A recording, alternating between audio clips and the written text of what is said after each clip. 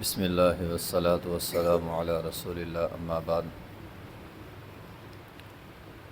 یہ صفحہ نمبر ہے 172، آیت نمبر ہے 104 اور 105۔ اعوذ باللہ من الشیطان الرجیم،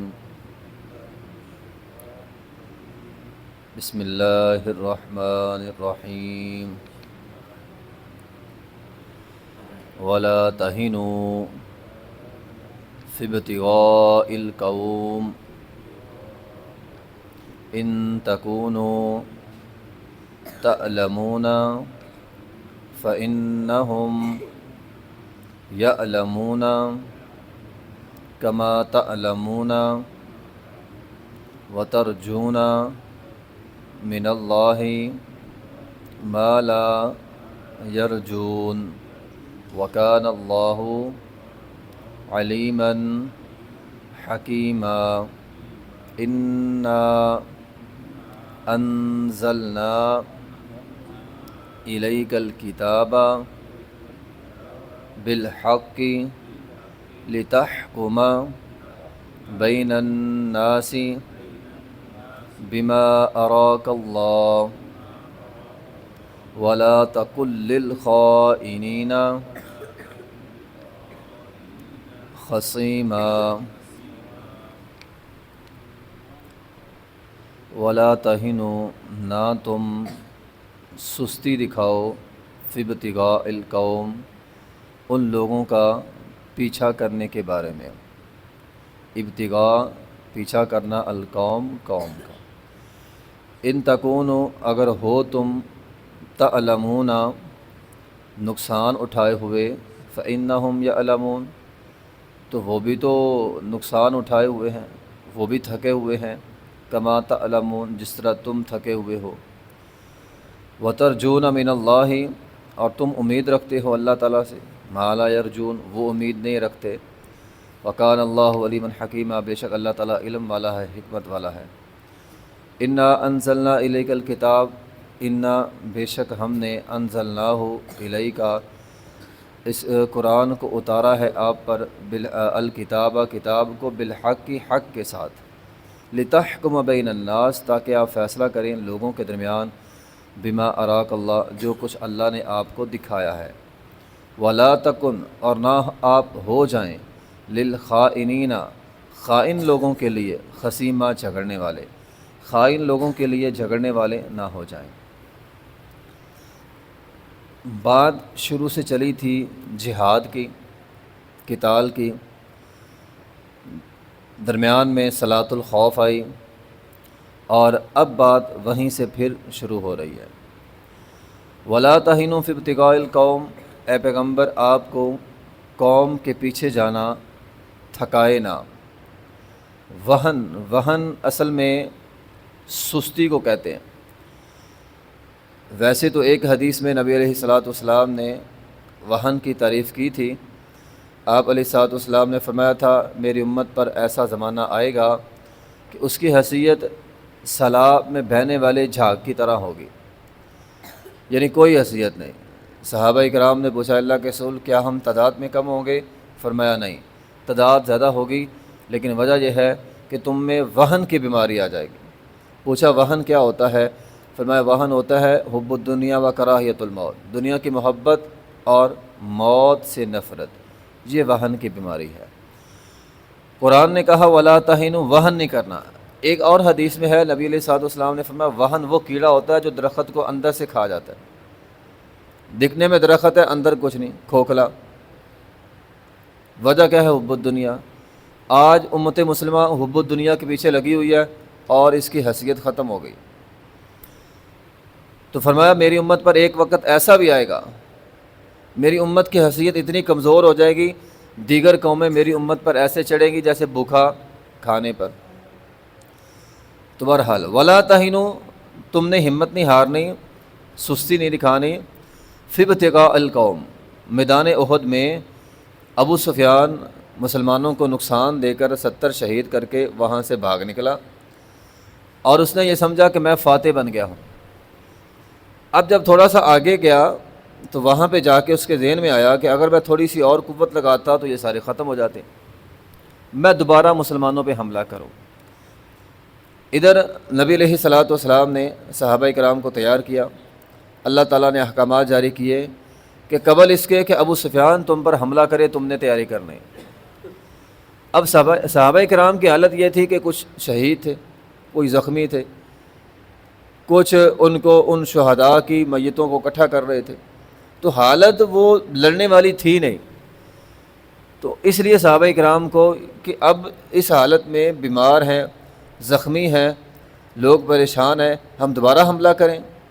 تو قرآن نے کہا وَلَا تَهِنُوا فِي ابْتِغَاءِ الْقَوْمِ، اس قوم کا پیچھا کرنے میں تمہارے دلوں میں، تمہارے ارادوں میں کوئی سستی، کمی، کوتاہی نہ آئے، تم نے اسی طرح جرت اور بہادری کے ساتھ اس قوم کا پیچھا کرنا ہے۔ رہی بات تھکاوٹ کی، رہی بات زخموں کی، رہی بات مصیبت کی، رہی بات نقصان کی، تو ان تکونوا تعلمون، اگر تمہیں نقصان ہے یا تم تھکے ہوئے ہو یا تم پریشان ہو تو وہ بھی تو پریشان ہے نا، جنگ تو انہوں نے بھی کی ہے، نقصان تو ان کا بھی ہوا ہے۔ غزوہ احد میں بھی ابتدائی طور پر نقصان ان کا ہوا تھا، مسلمانوں کا تو بعد میں ہوا ہے، تو فرمایا نقصان ان کا بھی ہوا ہے، مارے وہ بھی گئے ہیں، تم پریشان کیوں ہوتے؟ ان یمسسکم کرحا فقد مس القوم کرحم مثلہ، جنگ میں تو سب کچھ ہوتا ہے،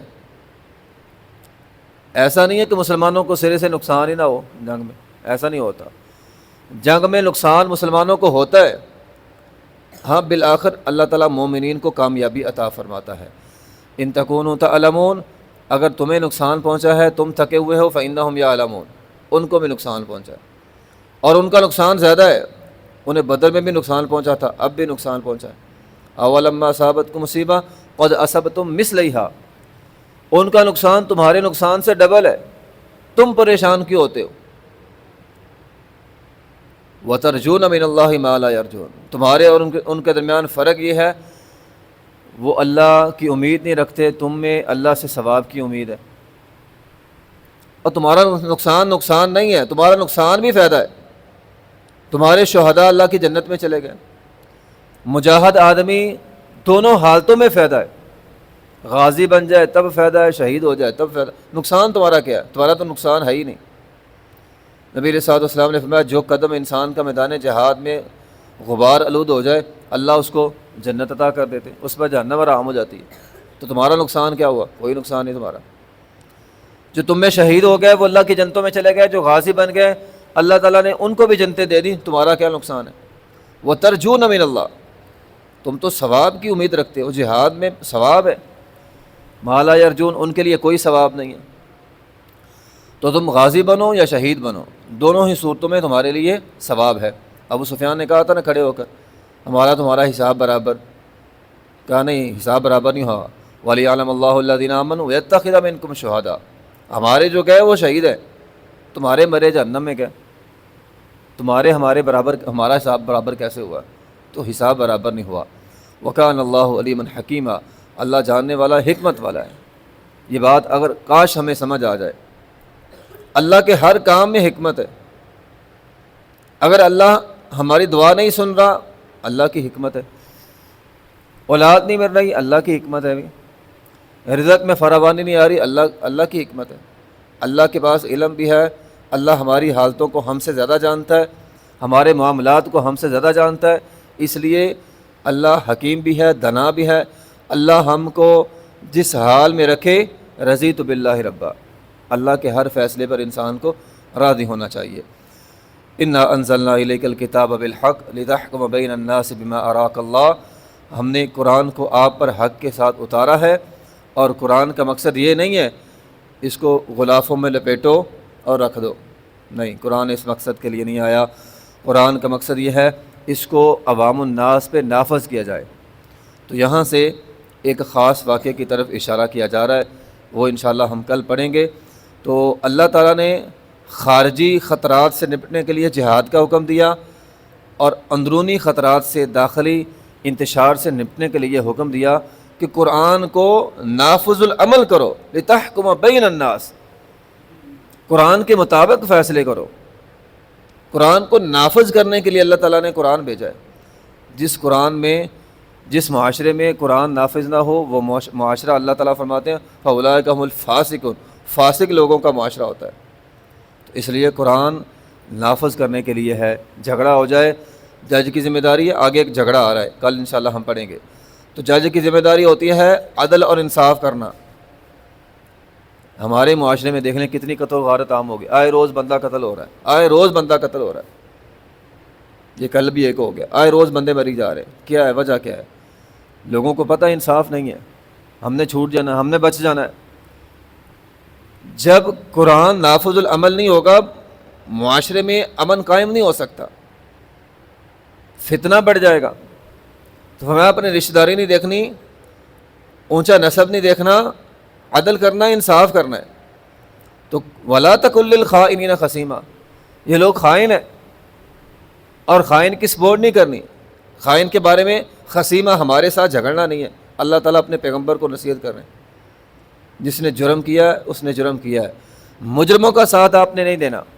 تو وَلَا تَكُن لِّلْخَائِنِينَ خَصِيمًا، اے پیغمبر جو لوگ خیانت کرنے والے ہیں ان کا آپ نے حامی نہیں بننا، ان کا حامی بن کر ہمارے ساتھ جھگڑنا نہیں ہے۔